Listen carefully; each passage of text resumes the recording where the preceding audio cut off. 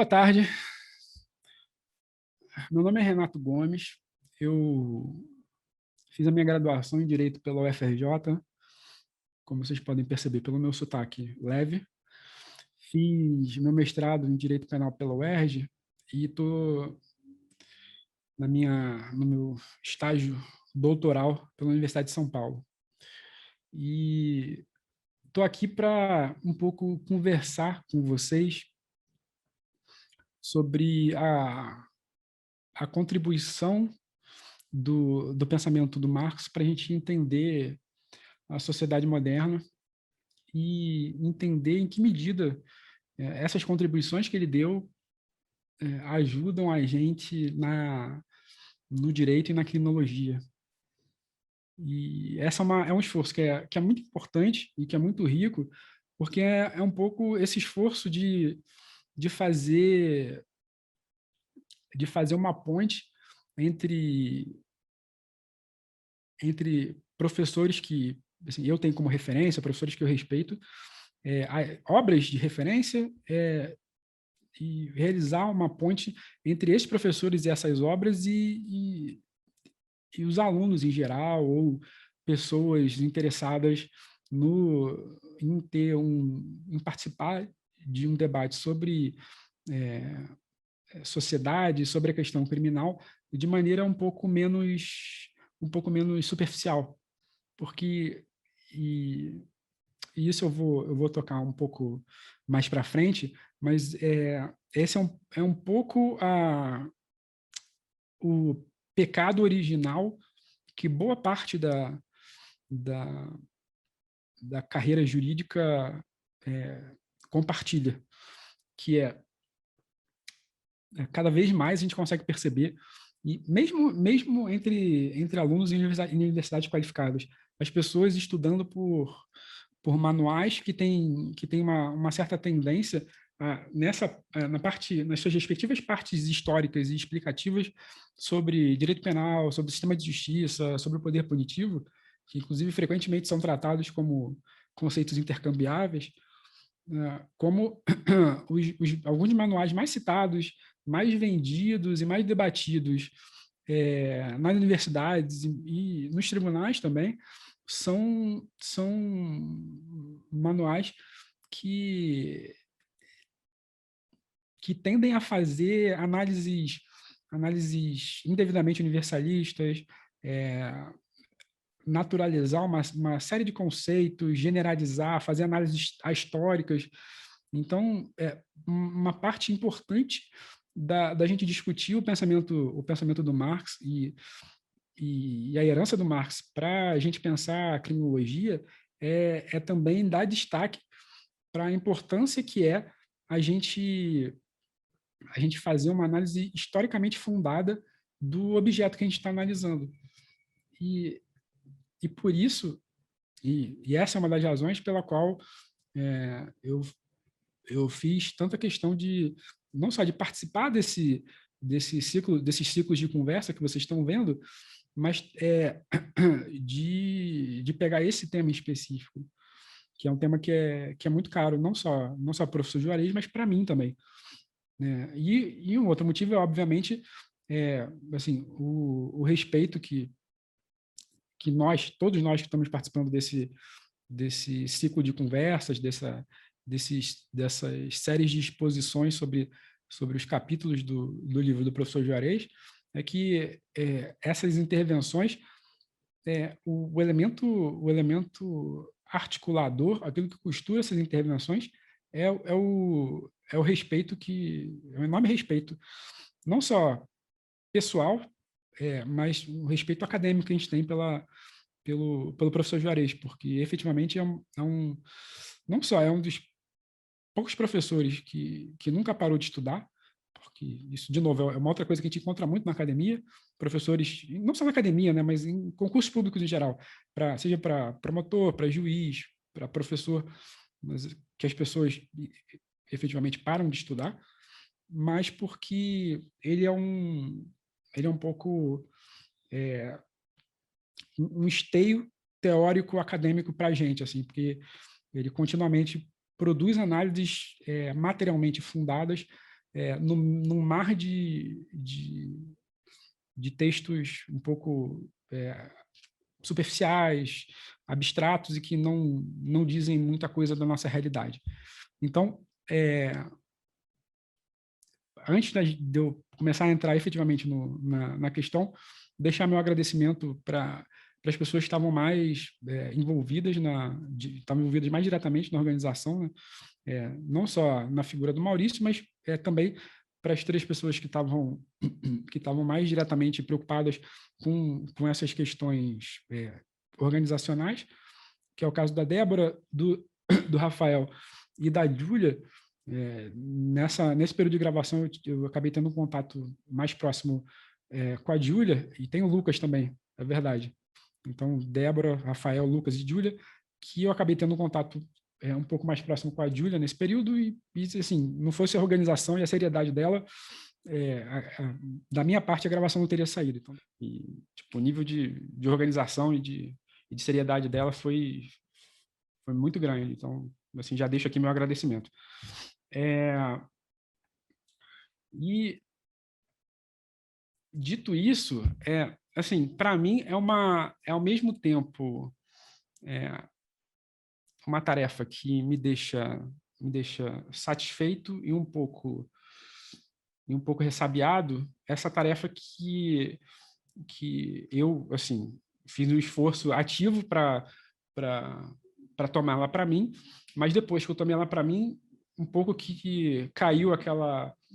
a manta da responsabilidade, né? Porque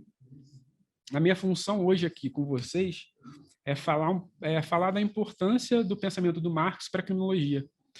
E é um desafio, assim, em camadas diferentes, né? Porque o pensamento do Marx é um pensamento que, ao mesmo tempo que ele é massivo no sentido de que ele é extensivo, ou seja, não é um autor que possa ser conhecido e possa ser dominado em algumas poucas páginas, ou seja, não é como a maioria das pessoas fazem, não é um autor que você possa levianamente ou no final de semana de lazer pegar para ler o Manifesto Comunista e bater no peito e dizer que agora eu domino Marx e conheço e posso instrumentalizar esse complexo de conceitos marxistas para fazer uma análise, ou então, se você não gostar do Marx, agora que eu li o Manifesto, eu posso criticá-lo com propriedade. Não é assim que funciona. Marx é um autor que, ao mesmo tempo que tem uma coletânea de textos extensivos, uma coletânea extensiva de textos, né? Muito embora a maioria desses textos não tenha sido publicado em vida, não se trata só de uma coletânea extensiva de textos, mas é uma coletânea intensiva de textos, no sentido de que são textos que você, de novo, você não pode ler levianamente, assim, são textos que você precisa se engajar, que você precisa mergulhar e se aprofundar para, aos poucos, ir construindo, assim, pedra por pedra, essa arquitetura que é o pensamento teórico marxiano. Então, assim, vocês, quem tiver curiosidade, depois da nossa conversa de hoje, para se encontrar com as obras do Marx e se deter com um pouco mais de cuidado nessas obras, vai ver que são obras que têm essa característica de serem, ao mesmo tempo, muito desafiadoras, mas muito gratificantes, porque quando você vai pegar um livro como o Capital, por exemplo, é um livro que um dos capítulos mais desafiadores é justamente o capítulo 1. Mas, ao mesmo tempo, se você consegue ultrapassar essas barreiras iniciais, você percebe que ele faz um esforço de construir, não só de maneira lógica e não só de maneira histórica, mas articulando uma construção lógica e uma construção histórica, desde elementos abstratos mais gerais para elementos cada vez mais específicos, para te dar o ferramental para entender melhor a sociedade que a gente vive. E essa, inclusive, é uma das razões pela qual o pensamento do Marx ainda hoje é muito relevante, porque é um pensamento que mais do que tudo, diz respeito a um esforço olímpico de tentar compreender de maneira coerente e de maneira aguda e científica a sociedade que a gente vive. Então, quando eu tô conversando com pessoas de espectros diferentes, ou de posições diferentes do espectro político, algumas pessoas às vezes me perguntam, mas como é que a obra de um autor, uma obra que foi escrita por um autor no século XIX, ainda hoje pode ser relevante? E parte da resposta, se você, assim, uma parte grande da resposta está justamente na leitura do livro, mas uma parte da resposta está justamente nisso, de que a proposta do Marx é a proposta de compreender a sociedade que a gente vive, é compreender as determinações principais das sociedades capitalistas. Então, enquanto a gente tiver nessa configuração social, a tendência é que o pensamento marxiano ainda seja um pensamento relevante. Então, nesse sentido, às vezes eu até brinco que eu mal posso esperar pelo período em que o pensamento do Marx não seja relevante, porque vai ser um período em que efetivamente a gente vai ter superado esse modo, essa configuração social que, desde essa análise que eu vou apresentar para vocês, mostra que está fundamentada na produção e na reprodução da desigualdade, e a gente, se tudo der certo, vai ter superado isso para formas de organização social mais igualitárias. Então, é um pouco por isso que esse é um desafio grande, porque falar isso de maneira, assim, o máximo didático possível, né? Porque, eu conversei com vocês aqui no início, esse é uma série de falas, é uma série de intervenções que a gente combinou de fazer para um pouco atingir assim, um público mais heterogêneo, atingir pessoas diferentes, atingir alunos que talvez não tiveram criminologia nas suas faculdades, ou atingir pessoas interessadas que percebem, eu tenho uma intuição de que pela forma recorrente como esses temas aparecem no debate público, esse é um tema relevante, mas que também não é tratado com seriedade no debate público. Então, é um desafio porque tratar de um tema extenso, profundo, para um público heterogêneo e num período que é a nossa ideia, né? Tratar para que possa engajar uma quantidade de grande pessoas, né? Tratar num período curto, ou seja, num período de meia hora, para que também não se torne uma coisa muito massiva, muito maçante, é, é um desafio. Mas, de novo, é um desafio que precisa ser encarado não só pela importância política, mas assim, pela, pelo respeito que a gente tem uns pelos outros, né? De novo, é um esforço que não sou só eu que estou fazendo, que, que todos os colegas que estão participando aqui estão fazendo, apesar de eu achar que, nesse ponto específico, o meu esforço está sendo um pouquinho maior, né? Porque o meu, hoje de manhã, a resistência do meu chuveiro elétrico queimou, então, assim, eu tive que superar o grande obstáculo que foi tomar banho gelado para poder vir conversar com vocês hoje. Então, eu duvido que tenha alguma outra pessoa que tenha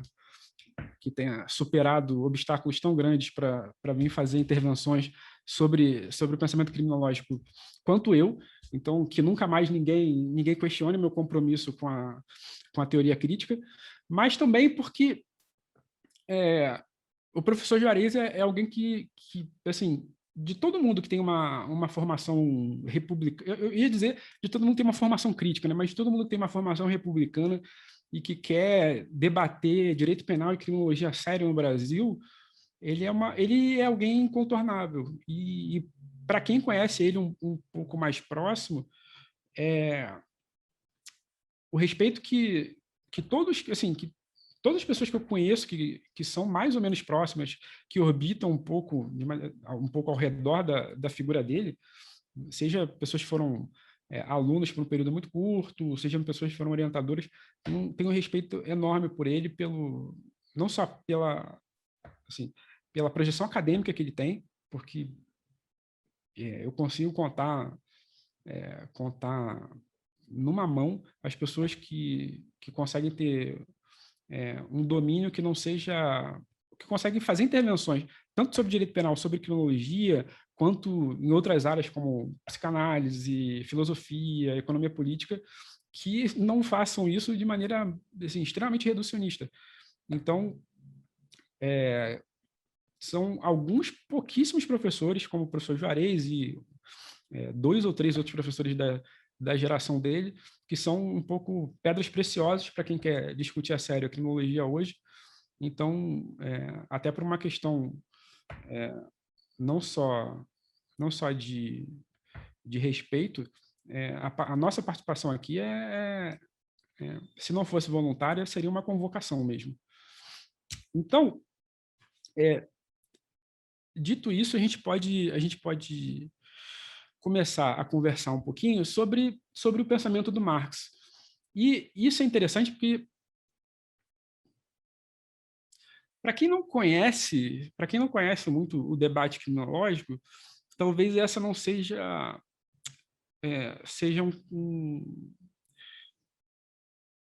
seja uma abordagem um pouco menos óbvia sobre o debate da criminologia. E o próprio professor Juarez, ele coloca isso no capítulo que ele fala sobre Marx, de maneira bastante explícita. A gente precisa atentar para o fato de que o Marx ele não teve como objeto central de estudos dele a questão criminológica, a questão do crime. Então, o que a gente está discutindo aqui de novo, a importância do aparato teórico-conceitual que o Marx elaborou para a gente pensar a questão criminal hoje. E, se tudo der certo, no final dessa breve conversa, eu já vou ter conseguido apontar para vocês algumas maneiras pela qual esses aparatos, esse aparato teórico-conceitual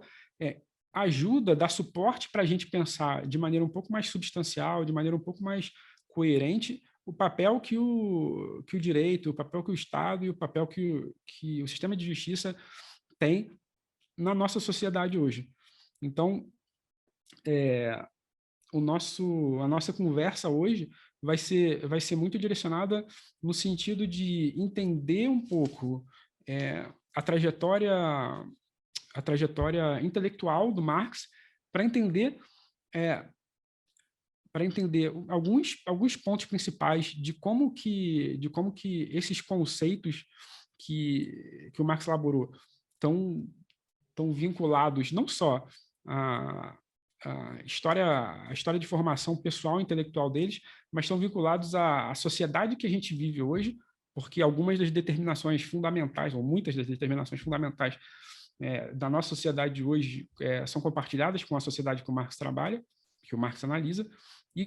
justamente como que, em função disso, em função de haverem essas determinações compartilhadas, essas indicações conceituais,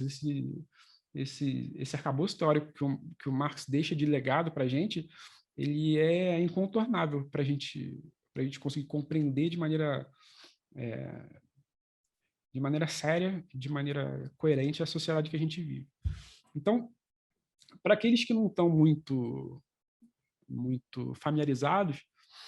o Marx é um pensador que nasceu em 1818, na Alemanha, e começou a carreira acadêmica dele cursando a Faculdade de Direito na Universidade de Iena. E é uma trajetória intelectual interessante, porque, de novo, como eu mencionei para vocês, é uma trajetória quase que um pouco serve de sintetização de uma perspectiva materialista que ele defende, porque a gente consegue perceber como que algumas formulações que ele desenvolve estão bastante ancoradas na forma como ele se apropria do debate teórico-acadêmico que era vigente à época. Então, assim, os pensadores, ao mesmo tempo que eles são parte essa é parte da riqueza e da limitação de todo e qualquer pensador e de todo e qualquer ser humano. A gente, assim, nós somos produtos da nossa época. Então, nesse sentido, parte da grandeza do Marx é que ele conseguiu pegar esses insumos desse período que ele viveu para construir um arcabouço teórico conceitual que é gigantesco e que é tão interessante e tão profundo que se projeta para muito além do período muito curto de vida dele. Assim, né? Muito curto, entre aspas, né? Morreu com 64 anos. Não era exatamente um garoto, mas também não era um idoso. Então, assim, parte do que torna o pensamento do Marx tão interessante é justamente que, embora a gente tenha essa limitação de sermos pessoas da nossa época, a gente consegue perceber como que alguns pensadores, pela sua dedicação e pelo seu esforço teórico, eles conseguem se projetar muito além do pequeno período de vida que a gente consegue ter nesse mundo. E o Marx é uma dessas pessoas. Então, o Marx, na faculdade de Direito, ele rapidamente se interessa pelo debate filosófico da época dele, e era um debate filosófico que era dominado pelo pensamento hegeliano, que é um pensamento conhecido pela sua matriz idealista, e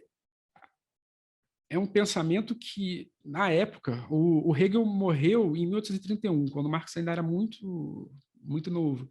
Então, esse contato que o Marx teve com o pensamento hegeliano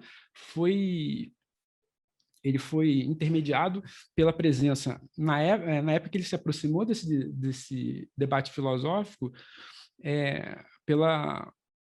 manifestação no ambiente acadêmico de uma divisão do hegelianismo em dois grupos, que eram dois grupos opositores, os chamados velhos hegelianos e os novos hegelianos. Mas a ideia principal aqui é a gente entender que esse pensamento hegeliano, assim, vai exercer alguma influência na formação teórica do Marx, mas ele é um pensamento que vai exercer alguma influência na formação teórica do Marx, mas ele tem, como o próprio Marx percebeu, problemas e apoias muito sérias. Eu mencionei aqui para vocês que o pensamento hegeliano, e nesse sentido, o pensamento dos herdeiros do Hegel, dos jovens e dos velhos hegelianos, ele é um pensamento caracterizado principalmente por ser um pensamento idealista. E isso significa, para a nossa discussão, de novo, de maneira muito sintética, muito breve, muito resumida, que é o que dá para fazer nesse pequeno período da nossa conversa hoje, ele vai significar que esses pensadores vão entender a realidade como o produto de um sistema de conceitos em evolução. Isso é interessante porque a gente, mal ou bem, consegue ver traços disso presentes até hoje. E depois, assim, eu vou tentar exemplificar isso um pouco para ficar mais concreto. Mas é uma ideia que, quando é desenvolvida, concebe o desdobramento da história como um desdobramento que é impulsionado pelo progresso do espírito, ou seja, pelo progresso intelectual. Então, são autores que pensam que a história é um pouco um campo de batalha onde ideias, conceitos em contradição, onde ideias e conceitos entram em contradição, e dessa contradição e desse embate entre ideias e conceitos é produzido uma síntese, ou seja, é produzido uma nova etapa que seria a etapa seguinte desse processo histórico, que é, ao mesmo tempo, uma superação dessa etapa anterior, ou seja, é a negação dessa etapa anterior, mas também mantém traços dessa etapa anterior. Então, a história seria justamente esse campo onde conceitos e ideias entram em contradição, entram em conflito, para produzir alguma coisa diferente, para produzir uma síntese que, ao mesmo tempo, e não é algo, e não é aquilo que era antes, ou seja, é alguma coisa que é nova e é antiga ao mesmo tempo, porque justamente mantém elementos da etapa anterior, mas também produz algo novo. E essa é uma ideia que é bastante interessante, porque traz consigo uma concepção de analisar as sociedades e a história não como algo estático, mas como algo dinâmico. E essa é uma perspectiva que o Marx vai trazer de maneira muito próxima até o final da sua vida. Muito embora, assim, para deixar muito claro, é uma perspectiva que ele incorpora em razão desse diálogo com as correntes hegelianas da sua época, mas ele, numa boa tradição dialética, ele incorpora e supera isso de maneira muito rápida. Então, assim, o Marx ele incorpora essa noção de contradição como um impulso para a transformação, mas ele imediatamente, ou de maneira muito rápida, percebe o problema que é você fazer isso desde um ponto de vista idealista, como era o caso das correntes hegelianas, e rapidamente dá um passo para enriquecer isso, assim, um pouco subverter essa concepção hegeliana e dar uma matriz profundamente materialista para essa concepção. Então, nesse sentido, se num primeiro momento o Marx adota uma certa simpatia em relação aos chamados novos hegelianos, porque em comparação com os velhos hegelianos, eles representavam efetivamente um pensamento um pouco mais não, mas muito menos reacionário, já que esses chamados novos hegelianos consideravam as instituições da época, seja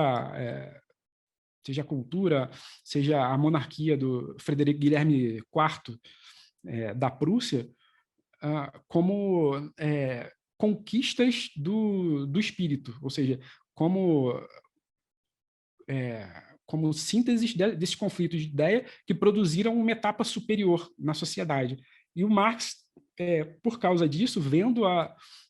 pobreza político-institucional da sociedade da época dele, da Alemanha da época dele, ele não consegue compartilhar dessa perspectiva e adota uma certa simpatia pelos jovens hegelianos,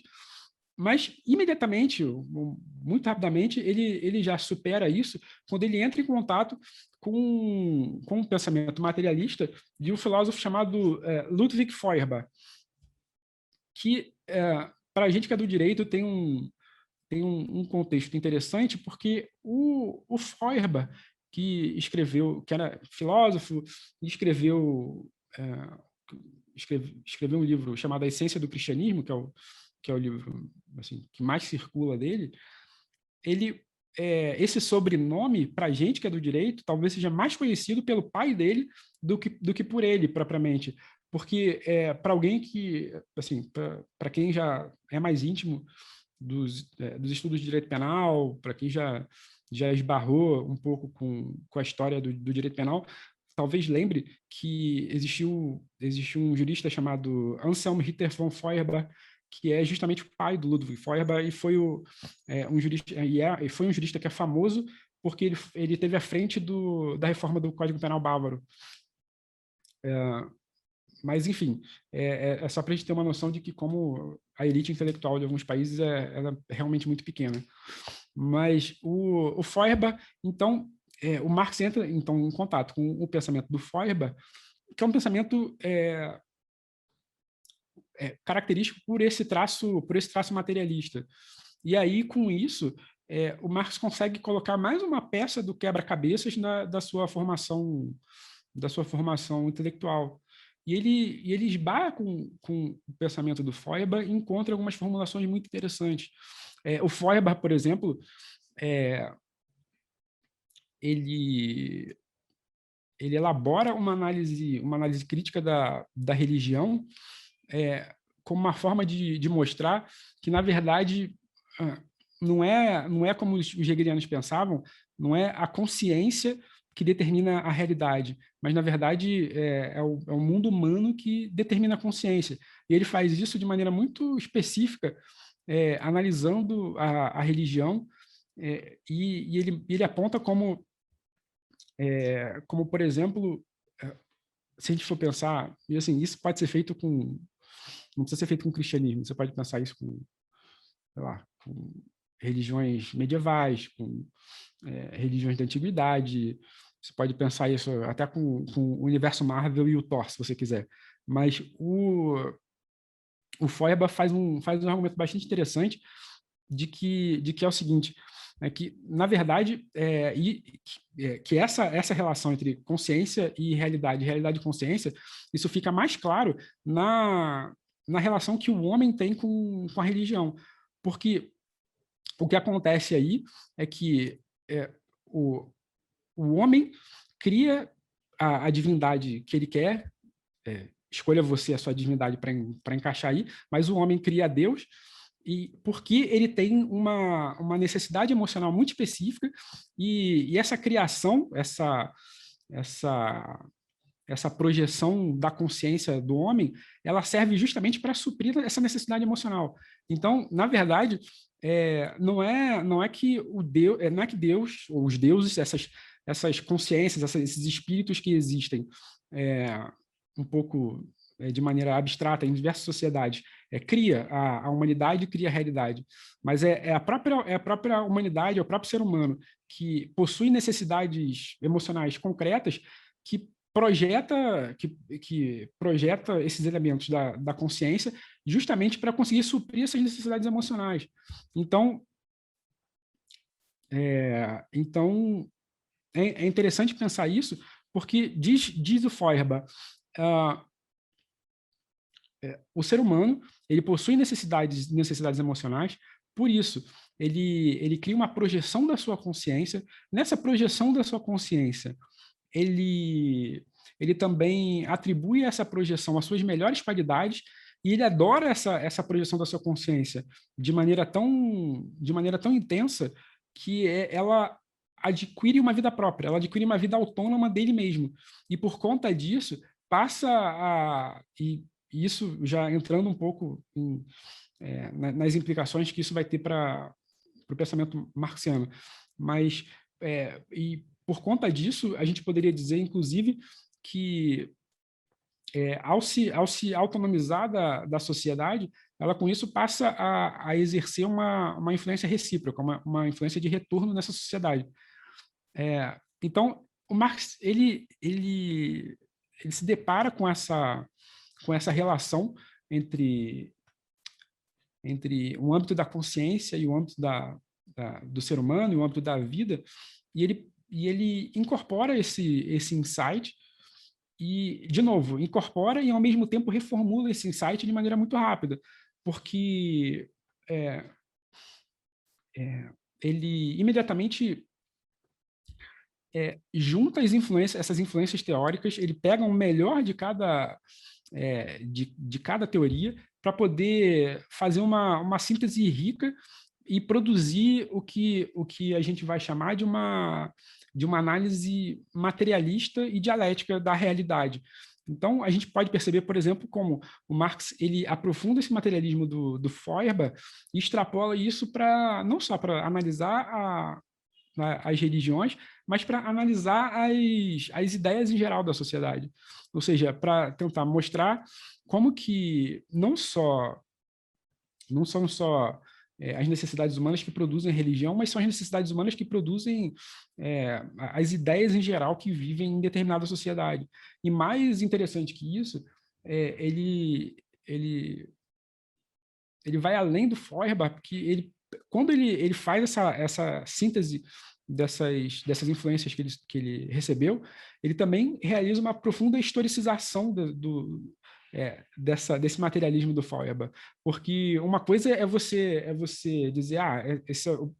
essa formulação, essa ideia de religião, essa ideia de Deus é um produto da necessidade humana, mas isso ainda é uma formulação muito abstrata. Então, o Marx se propõe a entender o que é, na vida e sociedade, que produz essas necessidades, que faz com que precise existir uma religião ou precise existir qualquer outro produto da consciência humana que venha a existir para suprir essas necessidades. Então, o Marx, com isso, ele consegue criar um vínculo entre materialismo e dialética, que é um vínculo muito rico e que vai ser justamente o vínculo característico daquilo daquilo que vai ser um dos traços distintivos do pensamento marxiano, que é justamente o método. E a gente diz que o método dele é materialista, ou que o método dele é um método dialético, justamente por causa disso, porque ele é um método que sintetiza de maneira única uma dimensão dialética, um pouco herdeira desse pensamento hegeliano, e uma dimensão materialista também um pouco herdeira do pensamento da época, mas que consegue superar essas duas influências e produzir alguma coisa efetivamente nova. Então, uma outra coisa que vale a pena, e de novo, uma outra coisa que vale a pena mencionar é que justamente quando ele supera essas duas influências para produzir essa síntese nova, que a gente está chamando aqui, que a gente está começando a ter esse primeiro contato, e que eu já chamei a atenção aqui para vocês, que vai ser central na elaboração do método dele, a gente precisa ter claro, assim, como um parênteses aí, tudo isso que eu estou falando, de que, efetivamente, o Marx ele nunca escreveu uma obra detalhada, extensa, sobre o seu próprio método. Apesar de ser um dos temas que seja um dos temas mais discutidos do pensamento do Marx. Mas, assim, a gente, mesmo assim, consegue encontrar formulações, indicações, evidências e pistas fundamentais em alguns textos específicos, como o prefácio à Contribuição da Crítica da Economia Política, de 1859, algumas passagens do Grundrisse, por exemplo, que é o rascunho que depois viria a se transformar no Capital, também tem alguns trechos relevantes sobre o método, mas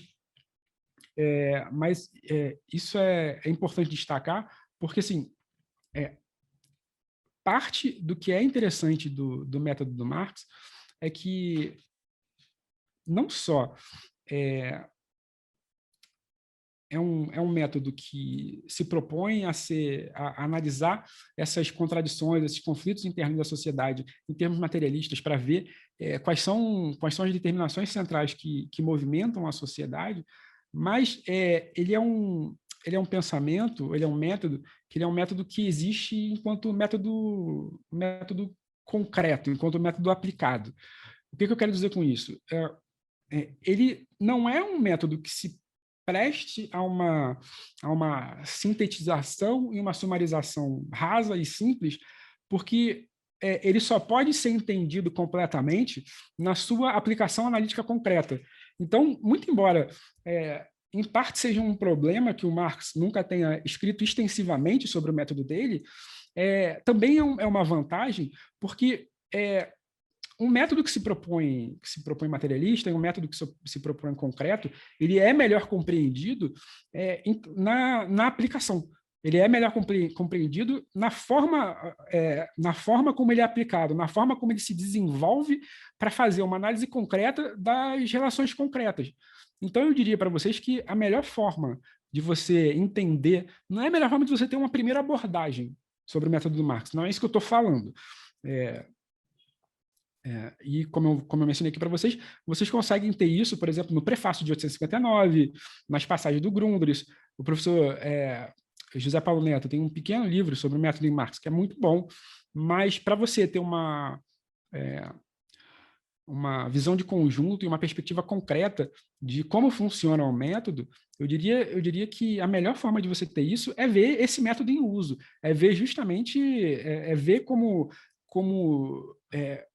ele é um dos aportes, um dos pilares principais da análise do Marx, muito embora ele seja um aporte que aparece como um aporte um pouco que fica atrás de um véu, um aporte implícito. Então, a melhor forma de você perceber isso é justamente na leitura do Capital. Mas, independentemente disso, eu não... Na nossa conversa, eu não preciso esperar que vocês tenham lido o Capital para, pelo menos, dar algumas indicações iniciais do que a gente pode... do que a gente percebe de maneira muito clara quando a gente lê essas obras do Marx, do que a gente percebe como indicações do método, da maneira como a gente precisa analisar as sociedades. E uma das coisas principais é que de um método materialista, de um método dialético, os fenômenos sociais eles só existem no seu contexto histórico concreto. Então, isso significa que a gente não pode, de maneira nenhuma, fazer generalizações abstratas e generalizações históricas. E é por isso que é isso, assim, uma das grandes razões pela qual o pensamento do Marx para a nossa área é tão importante, porque quando a gente vai esbarrar, ou quando a gente vai, não só esbarrar, ou seja, não só quando a gente vai ter o primeiro contato com as formulações teóricas na área do direito penal ou na área da criminologia, mas mesmo à medida que a gente vai estudando mais e pegando autores um pouco mais sofisticados, a gente percebe que um dos piores cacuetes, uma das piores características que é muito reproduzida entre os alunos de graduação e entre alguns dos professores mais citados, infelizmente, é justamente esse traço de reproduzir análises históricas sobre o sistema de justiça, sobre o poder punitivo, sobre o direito penal. Assim, eu já encontrei manuais e tratados de direito penal que quando vão trabalhar a história do poder punitivo, a história do sistema de justiça, ou a história do direito penal, como quer que eles chamem, porque às vezes eles trocam uma coisa pela outra, são autores que começam, por exemplo, pelo Código de Hammurabi,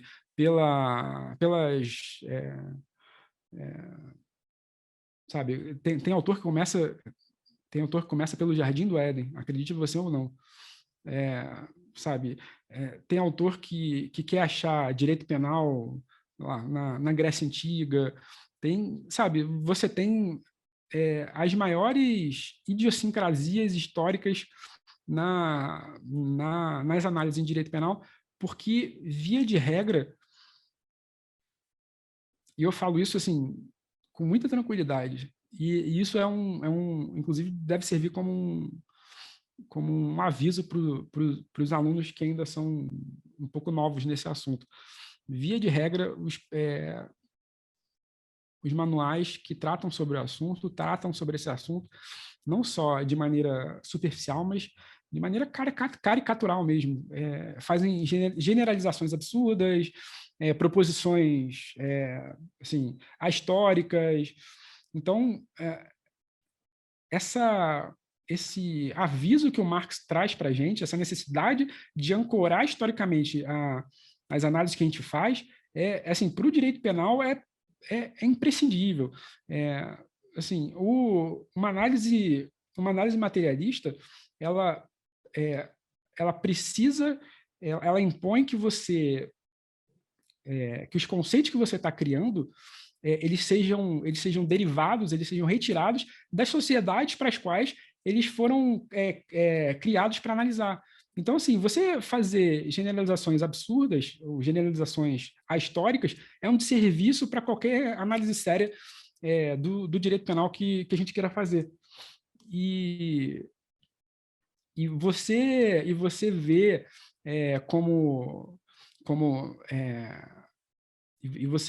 você vê como a gente vê com frequência essas análises que querem ver o primeiro crime em Adão comendo a maçã, ou no primeiro crime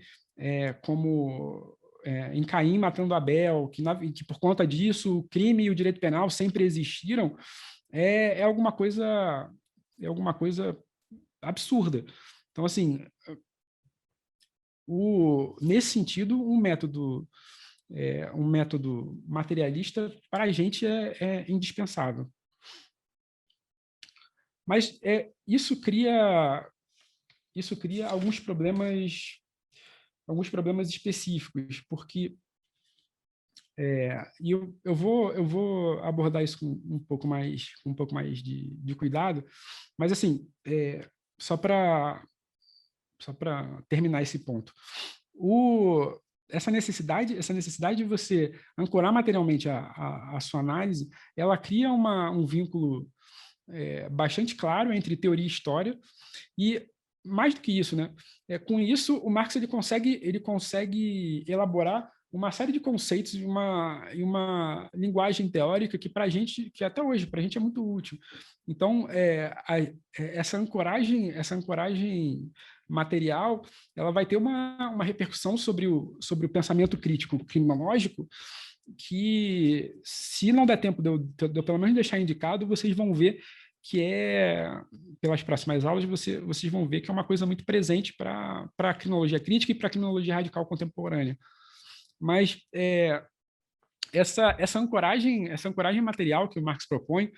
ela é sintetizada de maneira muito interessante, de maneira muito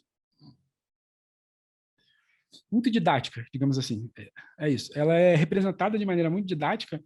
na metáfora que o Marx coloca no prefácio entre uma relação de base e superestrutura. Então,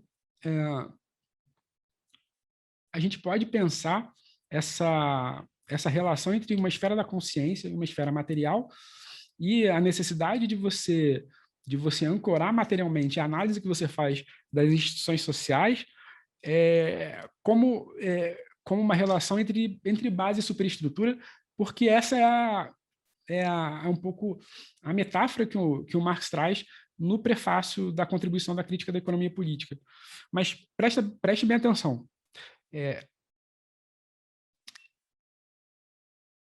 Essa metáfora, ela é importante, ela é didática, ela é interessante,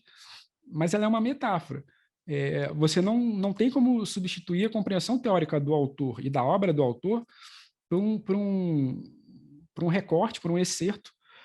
de uma metáfora específica que ele usa para funções didáticas. Então, que é um pouco o fundamento de uma das críticas que recorrentes que aparecem sobre o pensamento marxiano, e que o próprio professor Juarez, no capítulo dele, aborda muito bem. Não é incomum que a gente encontre a ideia e a crítica ao pensamento marxiano de que o pensamento marxiano é determinista, ou seja, que ele defende um determinismo econômico, de que as sociedades, que tudo, as instituições, a consciência, as instituições políticas, as instituições jurídicas, elas existem enquanto uma função direta da economia, porque o Marx usa essa metáfora entre base e superestrutura, onde a base seria justamente essa estrutura econômica da sociedade que se relaciona e serve de fundamento para você construir uma superestrutura jurídico-política, certo? E aqui, novamente, eu peço muito cuidado para os alunos um pouco novatos nesse debate, porque isso, assim, é uma interpretação a essa altura do campeonato, assim, se fosse talvez no início do debate marxiano, onde as pessoas não estavam tão familiarizadas com o pensamento do Marx, isso poderia, talvez, ser um pouco mais aceitável, mas a essa altura do campeonato, você achar isso é simplesmente fazer uma leitura preguiçosa do Marx. Se você vai pegar o Capital seja porque o Marx, no início da carreira, teve essa primeira proximidade com o curso de Direito ou não, mas o Capital ele tem umas passagens em que ele efetivamente fala sobre diversos assuntos. Um deles, ele fala sobre legislação da época, sobre o direito da época. Isso é uma coisa que é interessante. Assim, o Marx ele pega relatórios da época, ele comenta algumas legislações de época. Então, assim, no Capital, propriamente, a análise que ele faz ainda que de maneira sumária, a análise que ele faz do direito e da legislação da época não é nem de longe uma análise determinista, é muito mais nuançada e sofisticada do que essas críticas de um determinismo econômico poderiam imaginar. Então, assim, fica o aviso para que vocês ouçam com ouvidos críticos essas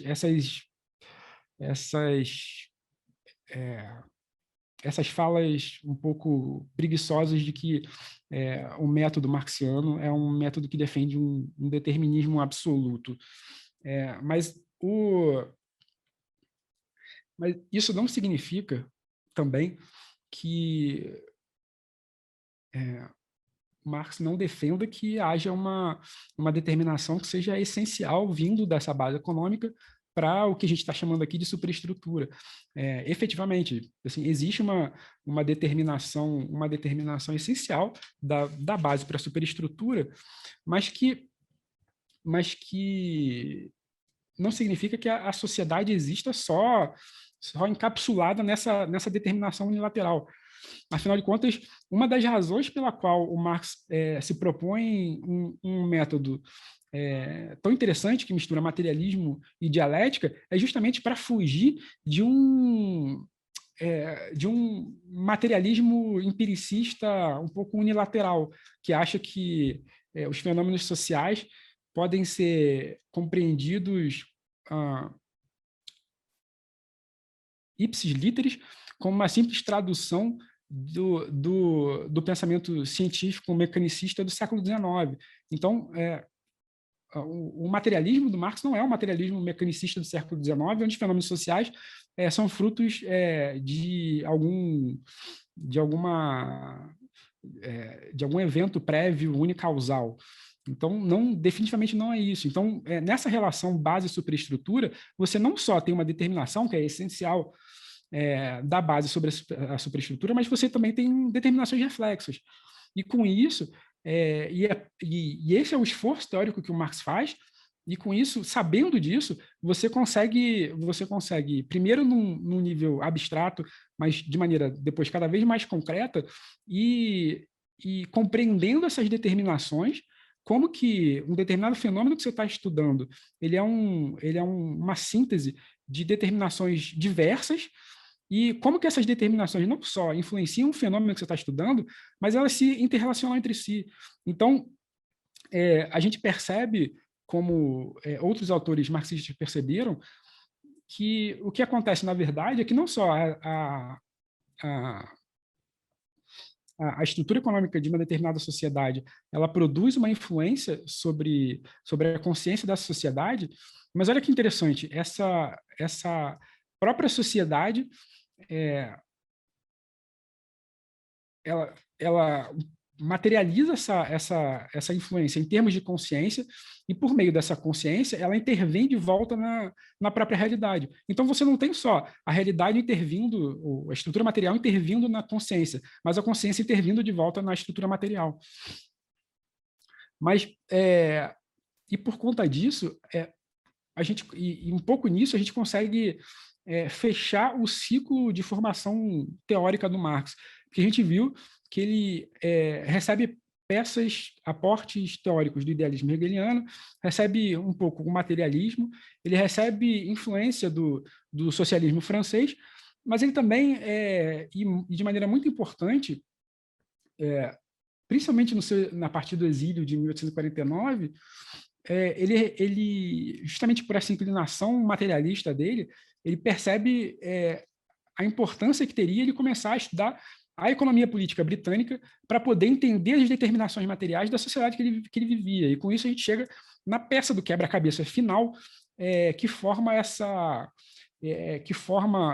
esse quadro teórico intelectual que é o pensamento do Marx. E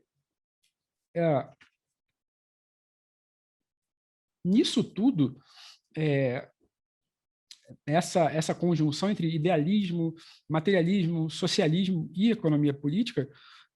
o Marx ele direciona isso para produzir o capital, e produzir o capital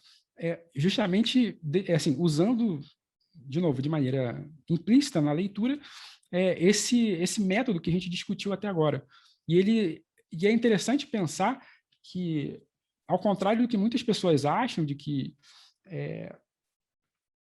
o pensamento crítico, o pensamento marxiano, ou o pensamento marxista é muito autorreferenciado, o Marx, pelo contrário, ele dialoga, ele incorpora criticamente, e com isso consegue superar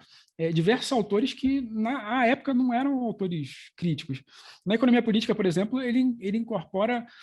a teoria do valor do Schmitt e do Ricardo. Assim, de novo, de maneira crítica. O próprio Marx coloca que a gente precisa celebrar ou dar importância à dimensão efetivamente científica da economia política do Schmitt e do Ricardo. Nesse caso, eu acho até que quando ele fala especificamente da dimensão crítica, eu acho que ele fala mais se eu me lembro bem, ele fala mais do Smith, que é quem tem aquela famosa divisão da teoria do valor na obra dele, que ele começa com uma teoria do valor-trabalho e depois muda na mesma obra para uma teoria aditiva do valor. Mas, enfim,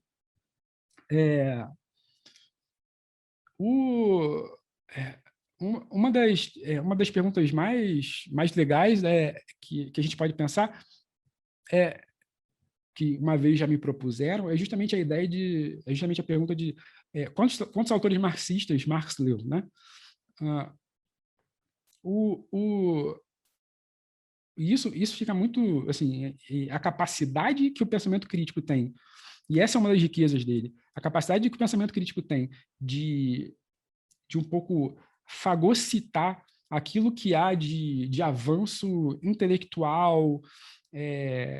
assim, cultural e material no mundo burguês, na sociedade capitalista. Para isso, produzir algo superior é fenomenal. Essa é justamente uma das riquezas do pensamento crítico. Assim, o pensamento crítico não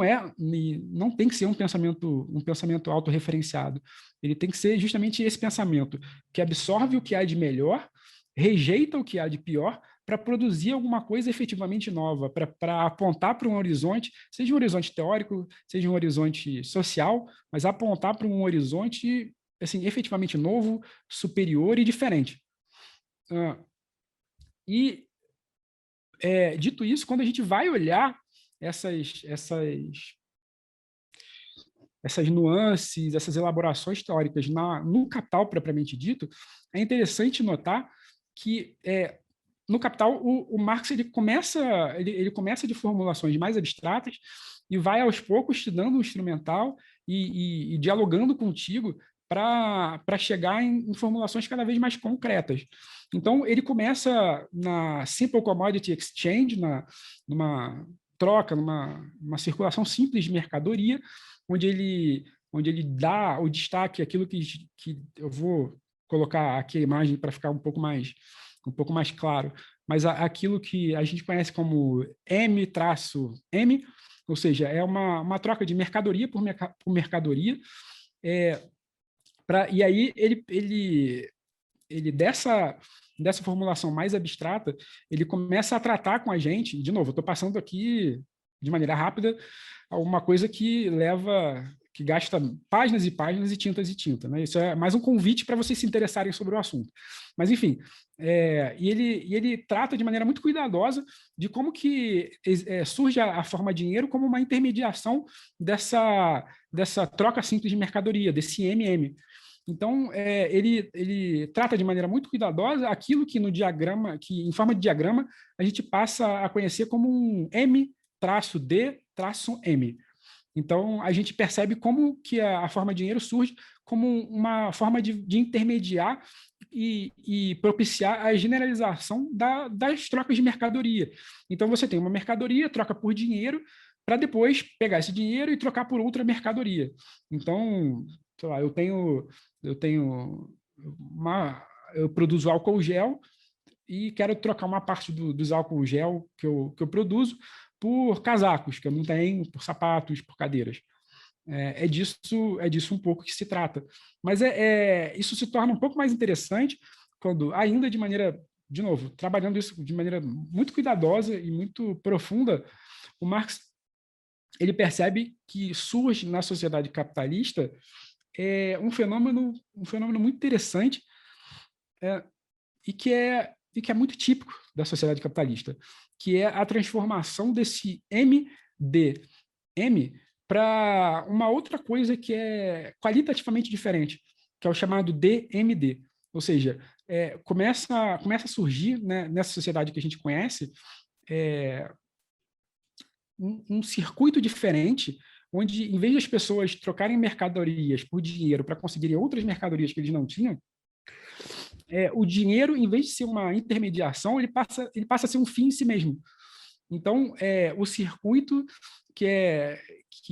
existente aqui, em vez de ser um circuito que começa na mercadoria para terminar na mercadoria, é um circuito que começa no dinheiro para terminar no dinheiro. E aqui, parte do enigma que o Marx está tentando solucionar é justamente da estranheza que surge quando a gente se depara com essa formulação. Porque a gente sabe um pouco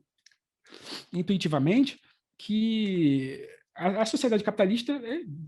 assim, talvez no século XIX, isso pelo caráter ainda inicial do processo, em comparação com hoje, isso pudesse soar um pouco estranho, mas para a gente não soa nem um pouco esquisito que assim, a finalidade da produção capitalista, em última instância, seja o dinheiro, seja o lucro. Mas olha que esquisito. Uma coisa é você falar que esse circuito existe em função de uma troca de mercadorias. Porque quando Marx olha para o mercado, e quando a gente olha para o mercado, a gente vê uma troca muito rica de equivalentes. Então, a gente vê diversos produtos de qualidades as mais distintas entre si, produtos com pesos diferentes, com assim, densidade diferente, com área diferente, com materiais diferentes, alguns são de madeira, papel, plástico, metal. Então, assim, parte do desafio da economia política é um pouco achar como que a gente, enquanto sociedade, consegue comparar coisas que são tão diferentes entre si. Assim, não existe nada que seja intrínseco ao metal da sua cadeira e o plástico do seu controle remoto que torne possível a equivalência deles nesse sentido de matéria-substância, assim, de átomos. Mas, não obstante, existe um termo de equivalência. E as sociedades, elas, nesse circuito de troca, elas se estruturam em função desse termo de equivalência. Mas olha que interessante, faz sentido você pensar em equivalência quando você está trocando mercadoria por mercadoria, ainda que de maneira intermediada pelo dinheiro. Você está, como eu falei para vocês, eu tenho uma quantidade que eu produzo álcool gel, eu tenho uma quantidade X de álcool gel e eu não vou precisar de uma parte, eu não vou gastar tanto álcool gel na minha vida, e eu quero trocar isso por cadeira ou por casaco que eu não tenho. E faz sentido. Você troca um equivalente por outro equivalente. E eu vou mencionar aqui daqui a pouco qual é a característica que torna esses produtos equivalentes. Mas isso, inclusive, é um pouco é o que algumas pessoas chamam de lei da troca, né? você não consegue estruturar uma sociedade onde você não troca equivalente por equivalente, porque, assim, é, é um pouco um contrassenso, não vai dar para entrar muito a fundo nisso, mas é um pouco uma premissa que a economia em geral assume. Então, assim, você não tem como estipular como regra de funcionamento da economia que vão ter, sei lá, umas lojas de roupa que vão querer te vender uma camisa por um determinado preço, aqui está um pouco didaticamente equivalendo preço a valor, mas te vender essa camisa por um determinado preço, uma loja do lado vai vender uma camisa parecida por um preço diferente. Então, assim, o funcionamento sistemático da economia implica um funcionamento, em grande medida, dessa lei da troca, ou seja, que você troca equivalente por equivalente. Então, até existe, não é uma coisa, uma coisa que não existe, não é uma coisa impossível. Economicamente, a ideia de que você vai vender mais caro para alguém e conseguir passar a perna nessa pessoa, mas isso é uma coisa um pouco adjacente. Você não consegue explicar o funcionamento da economia a partir desse ponto de vista. Mas, enfim, essa ideia de troca de equivalente faz sentido quando a gente está pensando, né, nesses modelos de Simple Commodity Exchange, por exemplo, onde você está trocando uma mercadoria por outra, duas coisas equivalentes. Mas isso perde sentido quando a gente pensa nessa nova fase de desenvolvimento social, onde você tem esse diagrama que eu apresentei aqui para vocês, do DMD, onde você tem alguém colocando dinheiro para adquirir mercadorias para poder conseguir mais dinheiro. Então, essa ideia de troca de equivalentes, ela perde o sentido porque não seria um nonsense se uma pessoa que está investindo, por exemplo, fosse colocar, adiantar ou avançar uma soma específica de dinheiro para comprar uma quantidade de X de mercadoria, para depois, vendendo essa mercadoria, conseguir um equivalente, ou seja, conseguir a mesma soma de dinheiro. Então, um pouco a estranheza que essa ideia de troca de equivalência, de troca de equivalente causa, é que a gente precisa produzir uma teoria que consiga compatibilizar, que precisa articular de forma orgânica essa ideia de uma troca de equivalente e essa ideia de um novo circuito onde você tem DMD. E o que o Marx nota é que a solução para isso é que nesse circuito precisa existir uma mercadoria que ela produza, que ela tenha a capacidade de produzir um valor do que ela mesma possui. Ou seja, essa articulação orgânica entre uma teoria da equivalência e um circuito DMD, a solução dela existe porque em algum lugar, como o Marx descobriu, em algum lugar desse circuito existe uma mercadoria que ela tem que o traço distintivo dessa mercadoria, ou seja, aquilo que diferencia ela das outras, é que essa mercadoria ela tem a capacidade de produzir um valor maior do que aquele valor mesmo que ela possui. E essa mercadoria é justamente a força de trabalho. Isso significa que o Marx descobre que o que tem diferente na força de trabalho é que, numa jornada específica de trabalho, o trabalhador ele consegue produzir uma quantidade de valor pelo tempo de trabalho dele, né, medido pelo tempo de trabalho dele, maior do que a quantidade de valor que ele precisa para consumir e se reproduzir no seu dia a dia. Então, a cesta de produtos que o trabalhador recebe enquanto salário, ela é uma cesta de produtos composta por elementos que levam um tempo determinado de trabalho para serem produzidos. E essa cesta de produtos que o trabalhador recebe, ela tem um tamanho X que é menor do que aquele tempo de trabalho, ou seja, um tamanho X medido em tempo de trabalho, menor do que o tempo de trabalho que o trabalhador vende para o capitalista, para aquela pessoa que está empregando ele. E é justamente esse o segredo, é justamente esse o pulo do gato, que existe nesse circuito DMD um elemento que faz com que, no final, esse segundo D, na verdade, não seja só um D. Esse DMD vira, na verdade, o que, nos diagramas mais famosos, é dito como um DMD', porque, ou como meu Deus, o David Harvey, isso. Como o David Harvey tenta fazer de maneira um pouco mais didática, ele aparece como um DM delta D, ou melhor, como um DMD mais um delta D. Ou seja, no final, você não tem só aquele mesmo dinheiro que você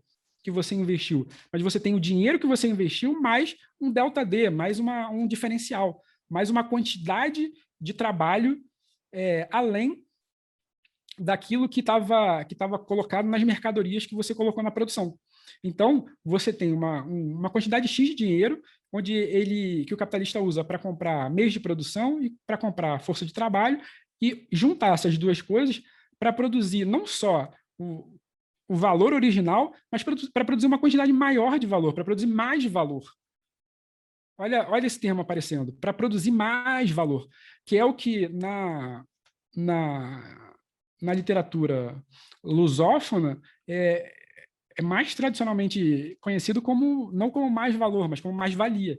E a mais-valia é justamente isso, essa quantidade de valor não remunerado produzido pelo trabalhador. A própria Boitempo, para deixar isso um pouco mais didático, tem tentado emplacar nas traduções mais recentes que ela faz do Marx, ela tem tentado substituir o termo mais-valia pelo termo mais-valor para tornar um pouco mais intuitiva essa formulação, mas efetivamente eu ainda estou um pouco apegado a essa minha tradição, porque foi assim que eu aprendi, né? Mas, assim, em resumo, a gente sabe que com isso, e nesse estudo que o Marx faz do Capital, partindo dessa percepção, desse desenvolvimento, desse insight que ele teve de que existe uma mercadoria que produz mais valor, ele junta isso e desenvolve isso de maneira muito rica com essa noção de que a estrutura material de uma sociedade ela influencia de maneira muito peculiar e muito rica essa superestrutura jurídico-política. Então,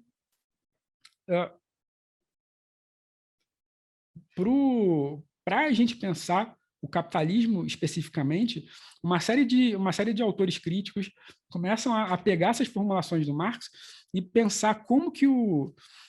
aparato jurídico-político das sociedades modernas, como que eles podem se relacionar com essa estrutura econômica. Então, a gente começa a perceber já muito rapidamente algumas formulações muito interessantes de autores como Pascanes, como Ruskesheimer, de tentativas de pensar a especificidade do direito, ou do Estado, ou da punição no capitalismo. E com isso a gente consegue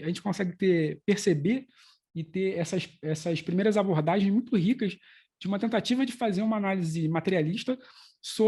não só sobre a economia, mas sobre as outras instituições da sociedade. E nisso fica também o convite para aqueles que não conhecem, assim, se inteirarem um pouco mais dessas obras. Mas só para... Eu vou ter que encerrar, porque eu tinha me planejado para falar só meia hora, mas eu já recebi um aviso aqui de que eu passei de meia hora, mas tem muito tempo. Então, assim, vai ficar muita coisa cortada, mas eu só queria deixar pelo menos sinalizado que nessa relação entre estrutura material e instituições jurídico-políticas, onde, por exemplo, alguns dos outros conceitos desenvolvidos pelo Marx aparecem de maneira muito interessante, muito úteis para a gente compreender melhor a nossa sociedade. O conceito de ideologia, por exemplo, é um conceito que existe justamente para apontar, para sinalizar essa relação, esse elo que existe entre os elementos materiais da sociedade e os elementos de consciência e as instituições jurídico-políticas. A própria noção de alienação também é uma forma muito interessante de pensar isso, de, de pensar não só a dimensão econômica, mas a dimensão institucional da sociedade, mas reiterar, e aqui eu já prometo que eu já estou, vocês não vão precisar me aturar muito mais, prometo que eu já estou me encaminhando para o fim, mas essa formulação do Marx, ela é muito interessante para a gente, quando a gente consegue fugir dessa análise preguiçosa de pensar o marxismo como uma formulação teórica que prega um determinismo econômico, ela apresenta para a gente um desafio teórico assim muito, muito, muito grande, porque a gente consegue perceber que, muito embora exista uma determinação essencial da economia para o resto da sociedade, essa é uma determinação que não é uma determinação absoluta, não ou como algumas pessoas próximas a gente costuma falar, ela você poderia dizer que ela não é uma determinação absoluta, ou que ela é uma determinação não determinante, ou como algumas traduções mais recentes, acho, se não me engano, a tradução do Lukács usa eu não lembro se é da Veredas ou se é da Boitempo, mas uma das duas usa esse neologismo, né, que traduz Bestimmtheit como determinidade e não como determinação, né, para tentar deixar um pouco mais claro que a gente não está falando aqui de um determinismo absoluto. Mas isso apresenta para a gente um desafio, que é o desafio da gente saber que existem determinações objetivas no mundo, mas de saber que essas determinações elas são múltiplas, são recíprocas, elas se relacionam entre si e por isso não se prestam a resumos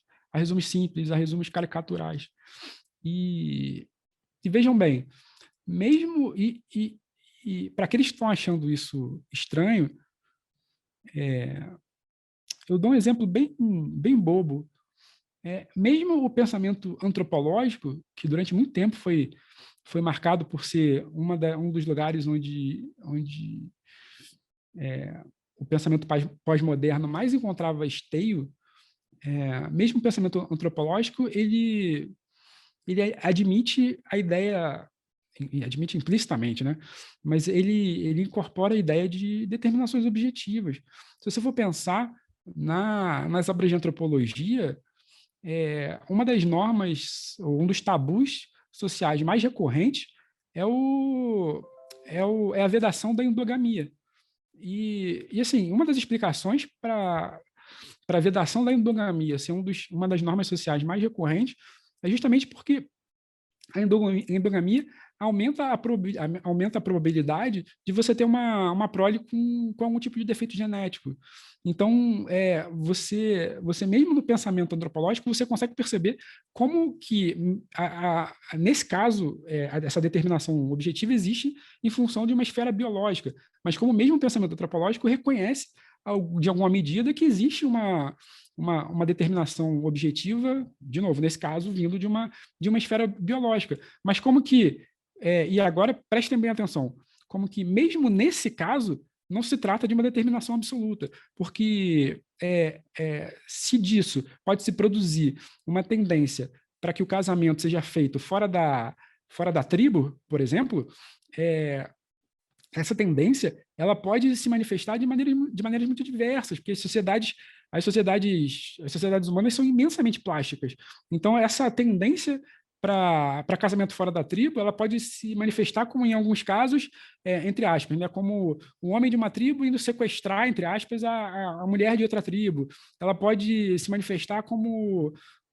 a compra, entre aspas, de novo, na mulher pelo dote, por 2 vacas e 3 bezerros. Ela pode se manifestar na forma de amor romântico, ela pode se manifestar em algumas tribos pela forma de a pessoa usar o que há de tecnologia de ponta para baixar um aplicativo de relacionamento e ficar deslizando para a direita ou deslizando para a esquerda. Então, assim, as sociedades humanas são enormes, são imensamente plásticas. Então,